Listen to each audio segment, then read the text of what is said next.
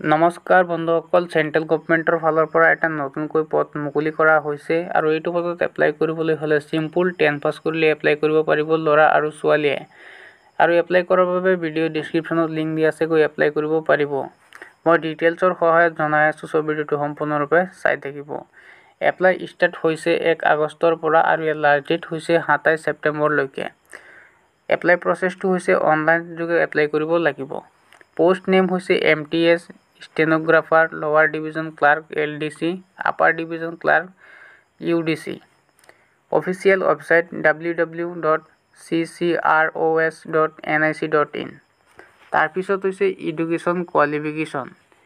ইয়াত MTSত এপ্লাই কৰিবলৈ হ'লে চিম্পল 10 পাছ কৰিব লাগিব। ষ্টেনোগ্ৰাফাৰত এপ্লাই কৰিবলৈ হ'লে চিম্পল 10 পাছ কৰিব লাগিব। লোৱাৰ ডিভিজন ক্লাৰ্ক LDCত এপ্লাই কৰিবলৈ হ'লে 12 পাছ কৰিব লাগিব। আপাৰ ডিভিজন ক্লাৰ্ক UDCত এপ্লাই কৰিবলৈ হ'লে গ্ৰেজুৱেশ্যন কমপ্লিট কৰিব লাগিব। এছিষ্টেণ্টত এপ্লাই কৰিবলৈ হ'লে গ্ৰেজুৱেশ্যন কমপ্লিট কৰিব লাগিব। তাৰপিছত হৈছে টোটেল পোষ্ট 394। তাৰপিছত হৈছে এগ লিমিটেড।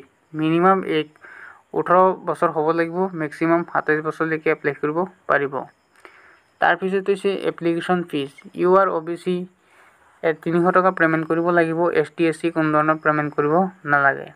তাৰপিছত হৈছে চিলেকশ্যন প্ৰচেছ। প্ৰথমে এক্সাম হ'ব। যিসকল নেকি MTSত এপ্লাই কৰিব তেওঁলোকৰ বাবে only physical only skill test হ'ব। তাৰপিছত হ'ব ডকুমেণ্ট ভেৰিফিকেশ্যন। তাৰপিছত হ'ব ফাইনেল মেৰিট লিষ্ট।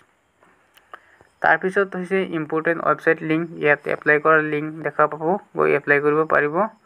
আৰু ইয়াত অফিচিয়েল ৱেবছাইটৰ লিংক দিয়া আছে, গৈ চেক কৰিব পাৰিব। আৰু এই ন'টিচখন চেক কৰাৰ বাবে মই ভিডিঅ' ডেছক্ৰিপশ্যনত লিংক দি দিছোঁ, ভালদৰে চেক কৰিব পাৰিব।